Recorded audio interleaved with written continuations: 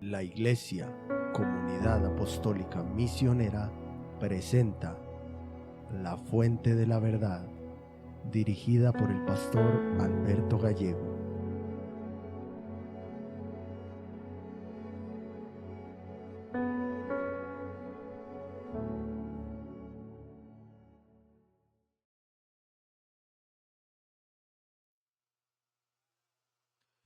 Hermanos, Dios los bendiga a todos. Damos una vez más gracias a Dios por regalarnos esta oportunidad de estar aquí. Damos gracias a Dios por sus vidas, porque también permite que cada uno de nosotros estemos presentes para seguir escuchando su palabra y seguir siendo formados a través de ella. Vamos a orar y vamos a pedir la dirección de Dios como siempre lo hacemos antes de comenzar esta corta reflexión. Bendito Dios, Padre Celestial, te damos muchas gracias por permitirnos nuevamente estar en este lugar, Señor, por cubrirnos y cobijarnos con tu misericordia, Señor, por darnos la fuerza para seguir de pie, Señor, por darnos, Señor, cada día la valentía para continuar en este camino, Señor, de tu mano, Señor, caminando por fe y queriendo agradarte todos los días de nuestra vida, Señor. Pedimos que a través de tu palabra nos dirijas, que prestemos mucha atención a lo que tú vas a hablar, Señor, y que siempre todo, Padre, redunde para la gloria y la honra de tu nombre, Señor. En el nombre de Jesús te lo pedimos. Amén y amén. Hermanos, vamos a la palabra en Efesios, capítulo 2, versículo 3. Y dice: entre los cuales también todos nosotros vivimos en otro tiempo en los deseos de nuestra carne, haciendo la voluntad de la carne y de los pensamientos. Y éramos por naturaleza hijos de ira, lo mismo que los demás. Y en esta tarde, hermanos, yo les quiero hablar bajo el tema y a modo de pregunta: ¿ama Dios a todo el mundo? Hoy en día es particular y es de alguna forma común escuchar debatir a la gente sobre un tema muy importante y muy relevante a lo largo de toda la historia de la iglesia, como lo es el evangelismo, ¿cierto? Generalmente cualquier persona en su vida, cualquiera de nosotros a lo largo de su vida se ha topado en la puerta de su casa con alguien, con alguna persona que en pro de las almas que están en el mundo salen a realizar esa misión de predicar el evangelio, y siempre lo hacen con entusiasmo y con deseo de que los corazones de las personas sean tocados por el Espíritu Santo, de alguna manera decirlo, para que esas personas se arrepientan y puedan ser trasladadas del reino de las tinieblas al reino de los cielos. La expectativa de toda persona o de todo cristiano que sale a hablar de Jesús, que habla de Jesús con las demás personas, es de optimismo, porque todos estamos a la expectativa de que cuando hablamos de Jesús y cuando compartimos del evangelio con las personas que están en el mundo, tenemos la visión de que algún día esa persona pueda ser parte de otro hijo de Dios que ha sido redimido por la sangre de Cristo. Para nosotros los cristianos existe ese sentimiento o esa emoción de esa felicidad, ¿cierto? Se manifiesta en nosotros esa felicidad que de alguna manera nosotros no podemos expresar con palabras cuando presentamos a Jesucristo como Salvador y cuando vemos que las personas se convierten, que son convertidas por el Espíritu Santo. Y nosotros somos ese canal o ese medio como instrumentos que estamos siendo usados por Dios para llevar su palabra, para que las personas puedan venir a Jesús. Lastimosamente, en el caso contrario, en la contraparte, también hay situaciones donde esos mismos cristianos o esas mismas personas salen a presentar el evangelio y al no obtener un resultado, al no ver resultados de su predicación, de su misión de evangelismo, comienza a manifestarse el desánimo, comienza a venir y a aparecer esa sensación como de tristeza, y se avecina muchas veces, podríamos decirlo, como un torrente como de duda en la veracidad del poder de la palabra de Dios y el mismo Espíritu Santo para convencer a las personas de pecado. Muchas veces el no ver fruto de esa misión realizada es bastante frustrante y yo diría que claramente lo es. El predicar el evangelio y muchas veces no ver resultado de realizar esa misión como cristianos. ¿Cómo puede sentirse uno al predicar el evangelio y que nadie crea ese anuncio? Muchas veces uno ve personas que han dejado de hacerlo y manifiestan en su vida como impotencia, como frustración, como decepción y como desánimo cuando hablan de este tipo de situaciones. Y es importante prestar atención y decir, bueno, ¿qué es lo que está pasando con el evangelismo de nuestro tiempo?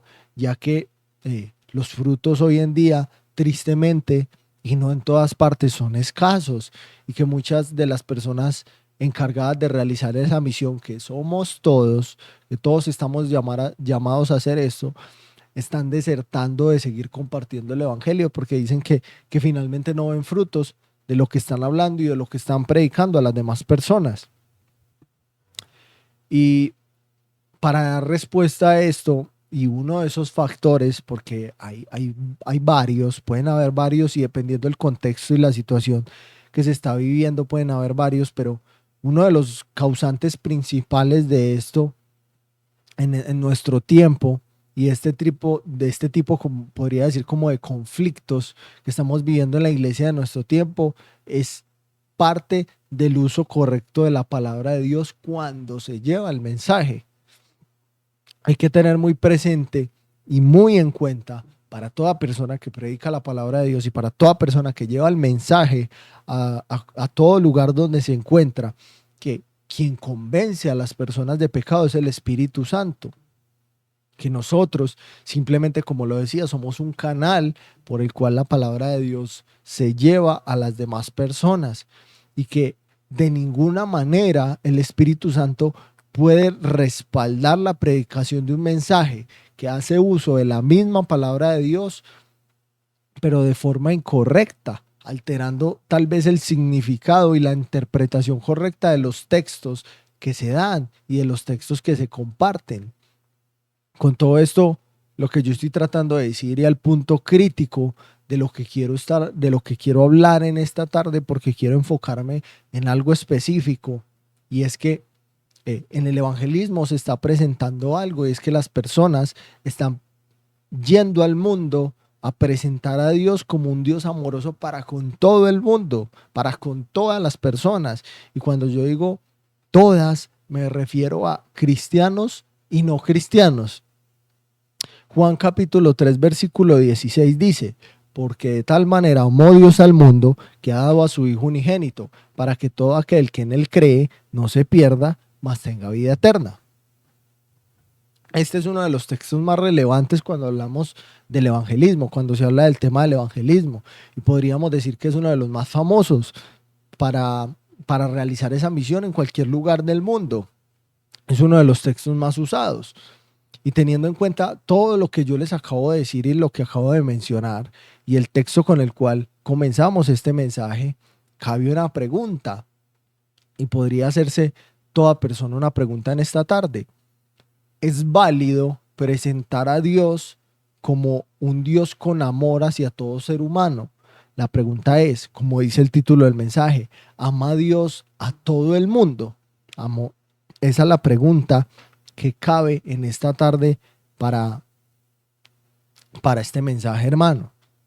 Porque evidentemente, si yo presento este texto, como lo es Juan capítulo 3, versículo 16, a las personas que no conocen a Dios, entonces yo estoy diciendo y les estoy manifestando que Dios los ama a ellos de igual manera que a nosotros, que ya que la palabra que menciona Juan, cuando dice específicamente mundo, englobaría a toda criatura, independientemente si sea cristiano o no cristiano.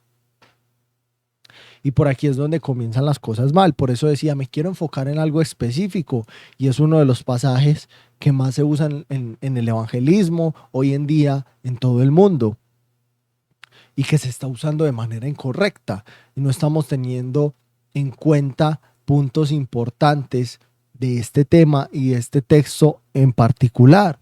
Y para eso quiero volver al texto con el cual empezamos para poder entrar en materia de lo que quiero explicar. Efesios capítulo 2, versículo 3 dice: entre los cuales también todos nosotros vivimos en otro tiempo en los deseos de nuestra carne, haciendo la voluntad de la carne y de los pensamientos.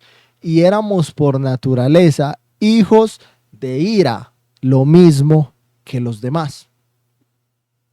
La frase lo mismo que los demás nos está indicando las personas incrédulas, las personas que no han aceptado a Jesucristo. Claramente en nuestra vida pasada nosotros teníamos esa conducta que está mencionando Pablo en este capítulo, en la cual nos agradábamos a nosotros mismos. El deseo era agradarnos a nosotros mismos en todo lo que quisiéramos. Esa es la conducta de toda persona en el mundo sin Cristo. Evidentemente así es. No hay nada novedoso, o podría decir yo fuera de entendimiento, que no pueda ser claro en este texto. Es un texto para nosotros bastante claro en lo que Pablo está tratando de decir. Ahora, hay una frase clave en ese texto que nos va a permitir como entender mejor lo que yo les estoy tratando de explicar. Si usted se fija, terminando el verso, Pablo menciona hijos de ira. Pablo dice y se refiere a estas personas como hijos de ira. Y eso nos está dando una indicación del carácter de Dios frente a esas personas que no tienen a Jesús, frente a esas personas que no conocen a Cristo. Yo podría decir que es una constante para todas estas personas. Nosotros, como seres humanos, sabemos, entendemos, como cristianos específicamente, que nosotros no podemos dar nada a Dios de nuestra vida que pueda ser de su agrado. En nosotros no existe lo mínimo para ofrecer a Dios en lo cual Él se pueda agradar. No lo hay, no existe. Y Dios, siendo un juez justo, no puede aceptar ni agradarse de nosotros, no puede aceptar nada de nosotros. Por lo tanto, nosotros delante de Dios somos, yo podría resumirlo, un fracaso. Nosotros somos un fracaso delante de Dios. Por eso es que el propósito por el cual nosotros venimos a Jesús es ese, porque es ahí en Jesús en que nosotros podemos llegar a ser aceptos, nosotros podemos llegar a ser agradables y aceptados como hijos legítimos de Dios. Es ahí, hermanos. ¿Por qué? Porque Dios no puede morar con el pecado y nosotros somos por naturaleza pecaminosos, hermanos. El ser humano está inclinado al mal, está inclinado al pecado. Eso lo podemos ver desde Génesis, hermano. Como Dios no puede morar con el pecado, es imposible que su santidad acepte el pecado. Por lo tanto, es imposible que Dios nos pueda aceptar a nosotros, porque desde Génesis, como le digo, ya hemos caído y nosotros como seres humanos estamos inclinados al mal, al pecado. Por lo tanto, Dios no puede amar al pecador de ninguna manera, hermanos. Esa frase tan famosa que existe de que Dios ama al pecador, más no el pecado, vamos a verla más adelante y quiero explicar algo referente a eso. La palabra mundo a la cual se está refiriendo Juan en el capítulo 3, en el verso 16, es un enfoque literalmente que está indicando y se está refiriendo a aquellos que han creído en Jesús. O sea, la palabra mundo está englobando a los cristianos. A eso es que se está refiriendo esta palabra. Jesús murió por usted, hermano, que ha creído en Jesús, y por mí, y por todos los cristianos alrededor del mundo. Esa palabra mundo se está refiriendo específicamente a estas personas, a quienes han creído en Él. ¿Y por qué estoy diciendo esto? Porque pensémoslo de manera razonable, pensémoslo de una manera correcta y analicemos el pasaje. Jesús no pudo haber muerto por todas las personas en el mundo o por toda criatura, porque literalmente con solo una persona que se haya perdido, que no haya creído en Jesús, nos demostraría que Jesús fracasó en su misión. Y si Jesús fracasó en su misión y fracasó en su sacrificio, entonces yo podría decir que Jesús dejó de ser Dios, dejaría de ser Dios. Y por lo tanto, ahí se derrumbaría todo y se perdería la veracidad de la palabra de Dios. Porque si decimos que Jesús murió por todo el mundo, ¿dónde queda este pasaje de Efesios capítulo 2, versículo 3?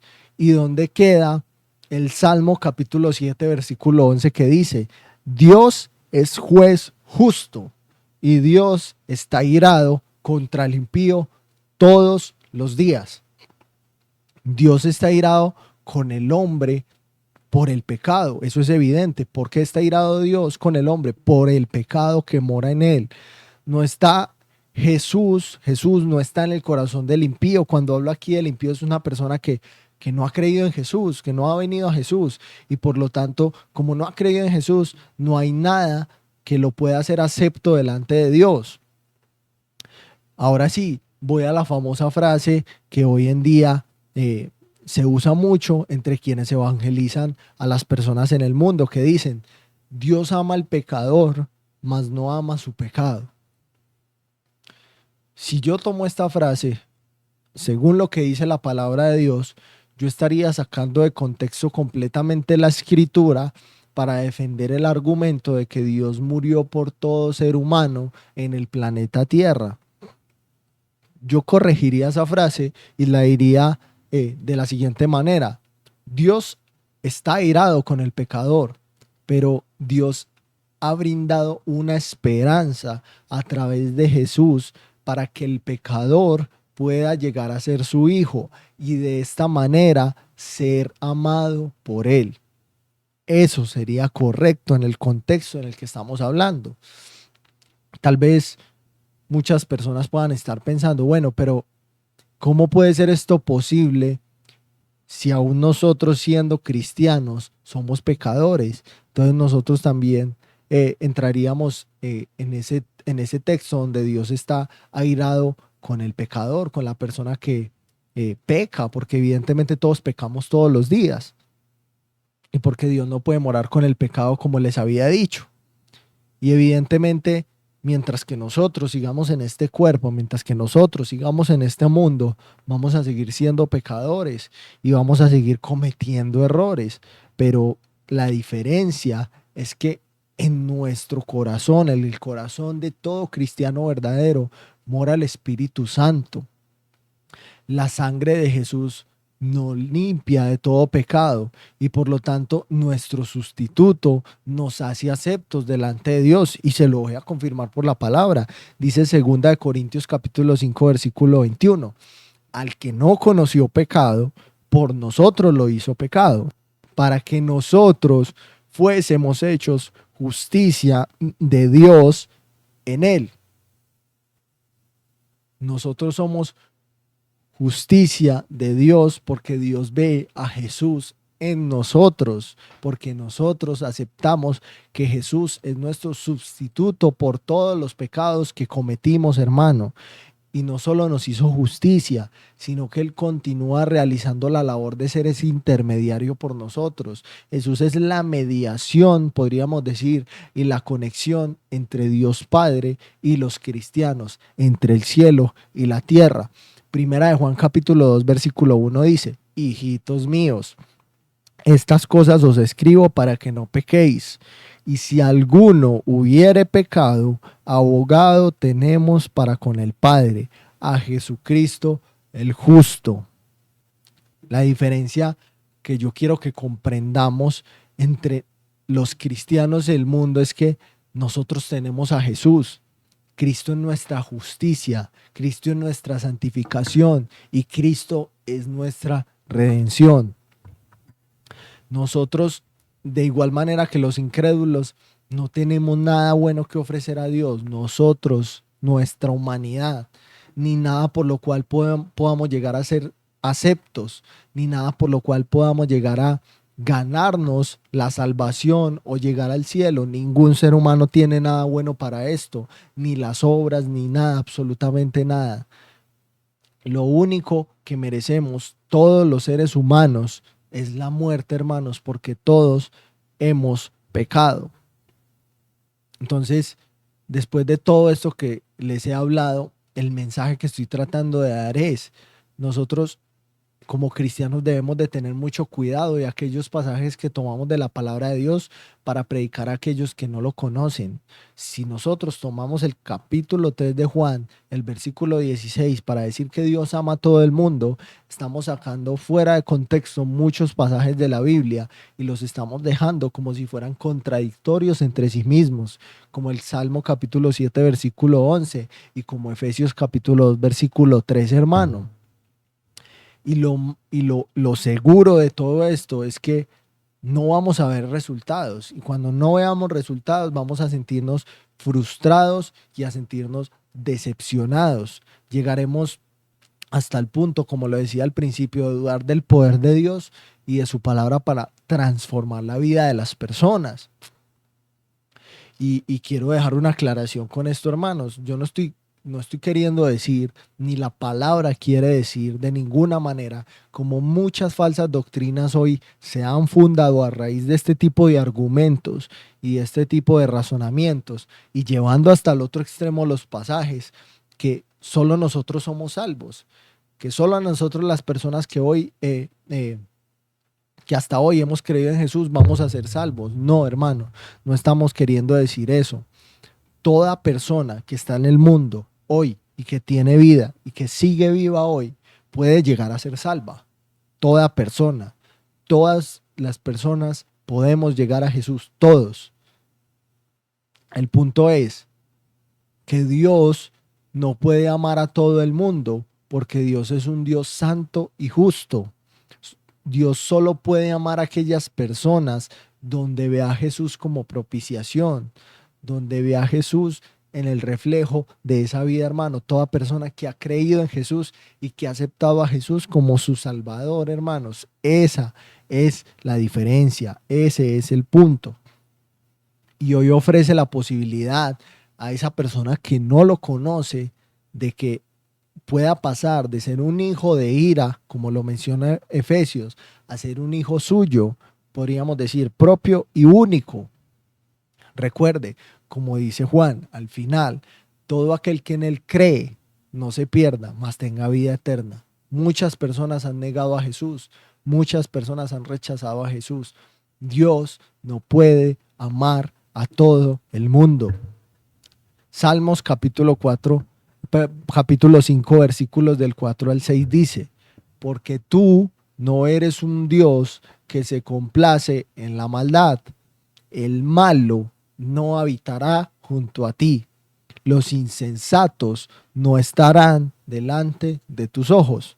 Aborreces a todos los que hacen iniquidad. Destruirás a los que hablan mentira. Al hombre sanguinario y engañador abominará Jehová. Este salmo nos está diciendo que el malo no va a habitar junto a Dios, por lo tanto no puede llegar al reino de los cielos. ¿Y cómo podemos pensar en un Dios lleno de amor, como lo argumentamos para con todo el mundo, y que termina finalmente enviando al malo al infierno? ¿Cómo puede ser esto posible, hermanos? No tendría ningún sentido. Y esto no se trata de crueldad, esto no se trata de decir que estamos hablando de un Dios cruel, no. Esto se trata de que estamos un Dios justo, obrando en plena justicia y que siempre va a ser justo. Dios, a través de su palabra, condena contundentemente la maldad y lo hace a través de toda ella. Declara, por ejemplo, que en su palabra que el homosexualismo es un pecado y que tales personas no van a heredar el reino de los cielos, y lo dice de forma muy explícita. Condena el adulterio y la fornicación y dice que todos los que realizan este tipo de cosas no heredarán el reino de los cielos. Implícitamente está diciendo que debe haber alguien que realiza esos pecados y que esas personas no van a ir al reino de los cielos. Dios no va a echar al infierno el adulterio y va a llevar al cielo al adúltero, porque esa famosa frase de que Dios ama al pecador más no el pecado está tratando de decir eso. Dios no va a echar al infierno el robo y va a salvar al ladrón, de ninguna manera, hermanos. Aquí no dice que la ira de Dios se manifiesta sobre el pecado, dice que la ira de Dios se manifiesta sobre la persona que realiza y que practica ese pecado. Y aquí hay que entender algo: el odio de Dios o el aborrecer, como dice Salmos y como dicen muchas partes, y la ira de Dios hacia la persona que no lo conoce, no es como el odio de nosotros, no es como la ira de nosotros, no es como nosotros lo sentimos, porque nosotros somos egocéntricos, nosotros muchas veces somos egoístas. Podríamos decir que el odio de Dios es una reacción de un Dios santo, de un Dios bueno en contra de la maldad, porque como lo decía ahorita, Dios no puede morar con el pecado, porque Dios es justo, Dios es puro y Dios es santo. Entonces, de ninguna manera esto puede ir acorde con las características de un Dios como el de la palabra. Juan capítulo 3, versículo 36 dice: y el que cree en el Hijo tiene vida eterna, pero el que rehúsa creer en el Hijo no verá la vida, sino que la ira de Dios está sobre él. Vuelvo y pregunto: ¿ama Dios al pecador, pero aborrece el pecado? Si fuera así, nosotros estaríamos hablando de que el Dios verdadero fuera un Dios universal y un Dios, podría decirlo, moralista. Pero el Dios de la Biblia, y quiero terminar con esto, el Dios de la Biblia es un Dios que ejecuta en justicia y no pide perdón. Es un Dios que ama y no tiene que pedir permiso. Y este mismo Dios es el Dios que va a juzgar a todas las naciones, llevando a quienes creyeron en Jesús al reino de los cielos, y va a llevar al infierno al pecador incrédulo que siempre se negó a ver su necesidad de Jesús. Entonces, con esto lo que quiero decir, hermanos, es: todas las personas pueden ser salvas, todas las personas pueden llegar a ser salvas. Así es, hermano. Cualquier persona puede llegar a ser salva mientras esté en vida, hermanos. Pero no quiere decir Juan capítulo 3, versículo 16, que Dios ama a todo el mundo, cuando claramente la palabra nos indica que Dios está irado con el impío, con el incrédulo, con la persona que se ha negado a creer en Jesús y aceptarlo como Señor y Salvador. Vamos a orar, vamos a darle gracias a Dios por esto, y que todos los días podamos seguir aprendiendo un poco más de la palabra para que hagamos un uso correcto de ellas y podamos ir a presentar el mensaje y que las personas puedan arrepentirse, hermanos, como sucedió, hermanos, en la iglesia naciente. Si usted lee en Hechos, los primeros capítulos de Hechos, usted se da cuenta que cuando Pedro predicó el primer sermón, Pedro no dijo a estas personas que habían crucificado a Jesús que Dios los amaba. Él les hizo entender su pecado, y cuando vieron su pecado fue cuando en realidad entendieron la necesidad del Salvador. Y de eso se trata, de hacer ver a las personas la necesidad que tenemos de Jesús y que necesitamos venir a Él para que podamos ser amados y podamos ser trasladados del reino de las tinieblas al reino de los cielos. Vamos a orar. Bendito Padre, te damos muchas gracias por esta bonita oportunidad, Señor, que tú nos regalas. Te damos muchas gracias porque tu palabra, Señor, es muy clara para cada uno de nosotros. Tu palabra es muy explícita, Señor, y siempre nos está mostrando verdades, Señor, que muchas veces pasamos por alto, Señor, y hacemos un uso incorrecto de tu palabra, Señor, para hablar a las demás personas, Dios.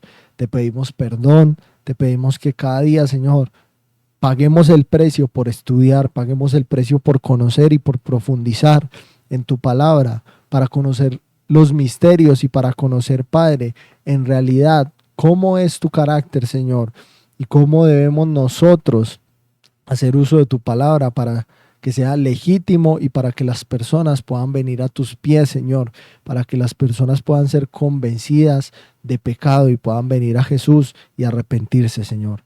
Te bendecimos, te alabamos, te damos muchas gracias, Señor. Toda la gloria y la honra es para ti, en el nombre de Jesús. Amén y amén. Hermanos, Dios los bendiga y Dios los guarde a todos.